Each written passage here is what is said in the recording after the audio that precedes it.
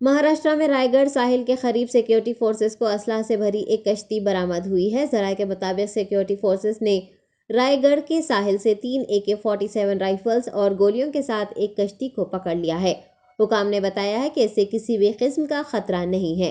مہاراشٹر کے نائب وزیر اعلیٰ دیویندر فڈنویس نے بتایا کہ جو کشتی ملی ہے وہ ایک آسٹریلوی خاتون کی ہے اور وہ خراب موسم کی وجہ سے بہہ گئی تھی۔ رائے گڑھ MLA آدتی ٹٹکرے نے اس معاملے کی فوری تحقیقات کا مطالبہ کیا ہے۔ ابتدائی اطلاعات کے مطابق رائے گڑھ کے شری وردھن کے ہری ہریشور اور بھرت کھول میں ہتھیاروں اور دستاویزات سے بھری کشتیاں ملی تھی، جس کے بعد مقامی پولیس نے تحقیقات کا آغاز کیا تھا۔ اہلکاروں کے مطابق مانسون اور ہواؤں کی وجہ سے کشتی کو بری طرح نقصان پہنچا اور اس کا کچھ حصہ بھی ٹوٹ گیا۔ مقامی لوگوں نے اس کشتی کو دیکھ کر سیکیورٹی ایجنسیز کو الرٹ کیا تھا۔ سیکیورٹی حکام نے تحقیقات کے بعد واضح کیا ہے کہ اس کشتی سے سیکیورٹی کا کوئی بھی خطرہ نہیں ہے۔